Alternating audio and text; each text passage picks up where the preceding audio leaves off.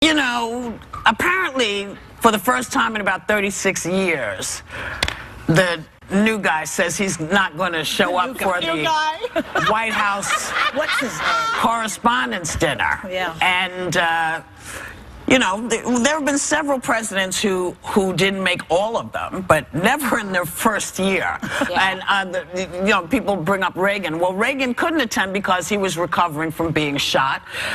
But he did call in. He did call in. He called in. And so so the new guy's saying, you know, I'm not going because they're so mean to me, and I just, you know. Well, you can't go out and say that these are the enemy of the people and then play nicely with them. What happens to all those people? You're trying to tell them these are the enemy, and now you're playing with them. So you think it's consistent? I mean, does he get points for that? I think it's consistent for this thing, because he did okay in the Alfred Smith thing. Yeah. Remember that? Yeah, and where he embarrassed his wife. Well, he made a joke about Melania, but he actually looked like he had a little bit of a sense of humor. And then Comedy Central roasted him once, and he went with the pummeling then. So this time it's like, well, I already said these are the enemy, so I have to be consistent. I don't think it's consistency driving it, though. I think it's thin-skinned fear of what will come down on him. Yeah, the only thing thinner than his skin is his hair. Well, it's really what drove him to run for president was that whole roast by President Obama. Well, which he started. Yes, he did start. Yeah. But you had a great idea. I think it would be really cool if Hillary Clinton came and spoke instead. Because I think the real president. Well, it brings back the idea that do you show up and speak to an issue, or do you protest and boycott? And I think when he opens up a space, another leader needs to come out, because that's what the event's about, and I think it'd be really cool. I'd like to see Alec Baldwin come in his place. Yeah, that's it going around. Personally. I think that would be hilarious, right? I mean, I think Steve Bannon should do it. No, I do. Maybe the real president. I think Steve Bannon should do it. Yeah. Maybe he could come. He's running the show behind the scenes. It's gonna go from funny to like this pinked face screaming. I'll tell you what I think would make the greatest impact if all the previous living presidents would show up. Bill Clinton, Jimmy Carter, Herbert Walker Bush, George Herbert Walker, and George W. Bush. And President Obama, of course. All of them should just show up and say, this is what America is. We respect the press. That would show him that's a what better suggestion. That would be great. I call on you, presidents of America. That would be great. The thing is, there's been animosity before. Like, you can look back. President Obama, we talked about this before, had made comments about Fox News being a problem. But this is beyond animosity, because now you've grouped everyone together, and you've made the press in general. You haven't even singled out one person who maybe crossed the line, in your opinion, but you've made everyone the enemy. And that is a problem, because you're the president of the free world, and without the press, that's not a free world. That's right. So that's a real problem for everybody. And it's also a chance for when presidents go to these things, you get to know them as a person. Which they're help funny. Them, they're relatable. Maybe it would be helpful to them. Room, so there's laughter. Right. You already know who he is. Yeah. I know everybody tries to say, well, maybe he showed you who he is. Right. But if he's looking I was hoping he was saving the best for last. He's not looking to appeal. He's looking to say to his base, look at how they treat me. Well, remember what you did. You started it with Obama. With 8 years of you're not the real president. Deal with it, my friend. We'll be right back. So, if you happen to go to bed early last night, you might have missed one of the honest moments in an Oscar show that I can remember. But if you missed it, take a look. And the Academy Award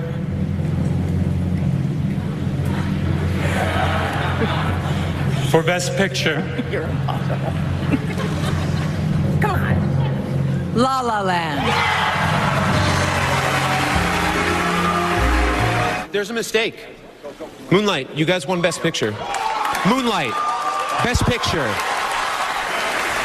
Guys, this is very unfortunate what happened. Personally, I blame Steve Harvey for this. That was funny. It was funny. So, you know, apparently Warren Beatty was handed the wrong envelope. Well, you know, Warren's looking at it and he's thinking, did I sleep with Emma Stone or was it Sharon Stone? What's it again? You do. I was laughing earlier with Sunny because originally when I saw it, people were like, oh, he didn't know what to do, so he was looking to her. But when you think about if that really played out, if I were handing it to Joy, I'd kind of be like, like warning with my eyes. And he doesn't do it, he goes like this. Yep, here you go. Yep. It's like, you figure it out. You figure it out. So I was wondering, I was like, oh my gosh, did he throw her under the bus, or, you know, did he not want to take responsibility for it? But I just think it was just a big mix-up. But what was funny to me was Steve Harvey tweeted out, call me Warren Beatty, I can help you get through this. Hashtag the Oscars.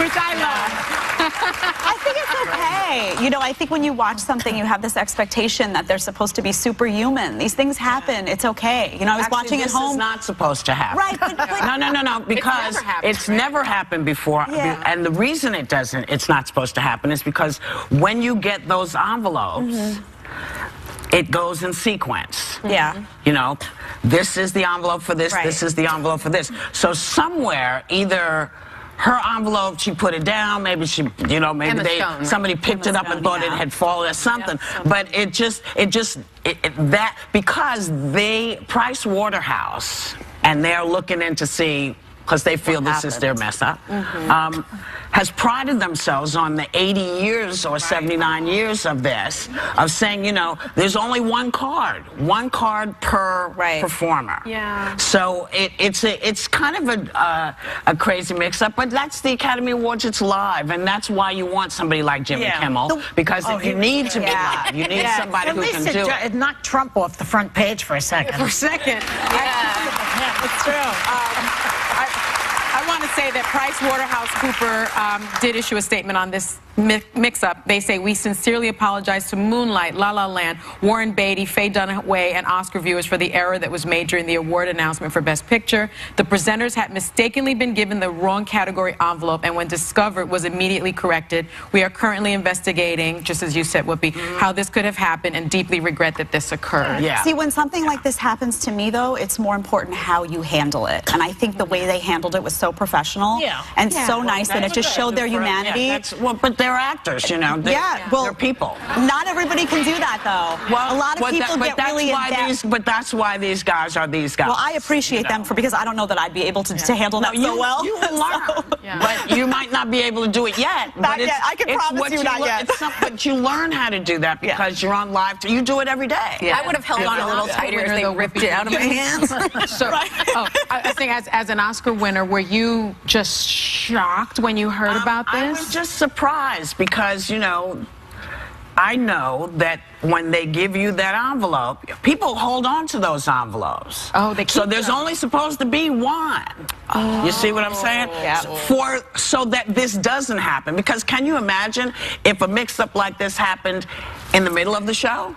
And somebody got the wrong, you know, so it's a, so it would be announcing an Oscar that wasn't even given out. Maybe something, maybe there was a duplicate made, and, you know, they're not looking at these, they're just putting them in the envelopes, in the correct envelopes. So could have been a duplicate card, but, you know, listen, it's a live show. I know. Stuff happens, and I know a lot of people were sort of freaking out because they thought it was going to be a political Oscar show. And I have to say, I think everybody at the Oscars said, oh, wait, this is about the movies and what we're doing. Forget about him. Forget about him. You know? Here and there a joke. I mean, jokes you expected from the host. But, you know, the artist, except for, of course, one of the artists who wasn't there, who should have been there, is the gentleman who had been put out with the band. You know, so, I mean, some of it was there. But, and a lot came from Jimmy Kimmel, I'm told. A lot of the funny. So, take a look.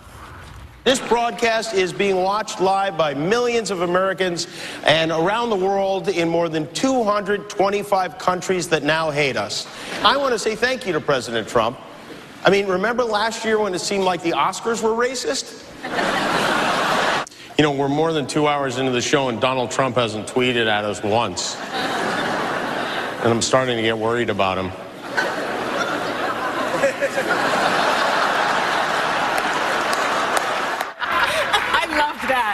That's cute. Because, I mean, was he watching? You would think he was watching, right? I'm sure he probably has 10 screens up and it's like CNN, you know, like... What are they going to say about me? Yeah, exactly. Guess they didn't have anything to say about you. No. Yeah. Oh, but you know, we do have something to say about ESPN. Congratulations for their winning their very first Oscar for the documentary O.J. Made in America. Yeah. So they won last night, which was wonderful. Yeah.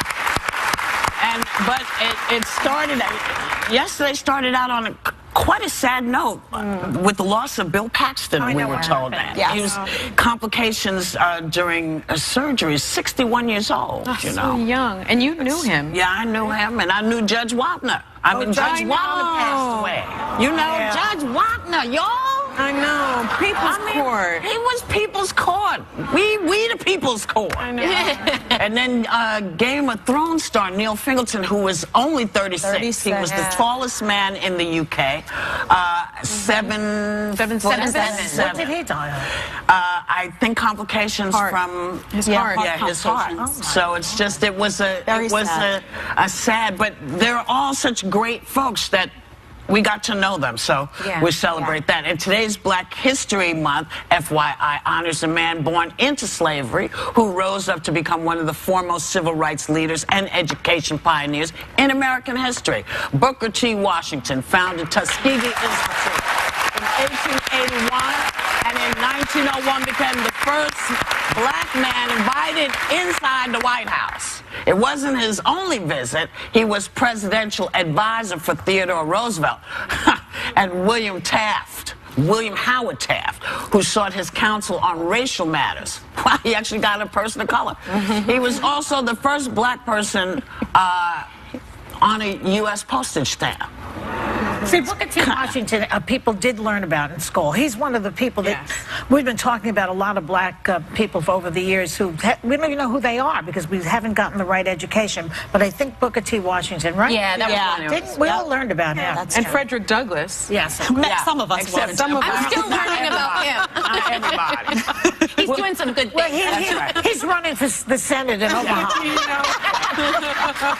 Yeah, and you know how you're always bragging about you dated Abe Lincoln? Yeah. You dated Frederick Douglass? We'll be right back.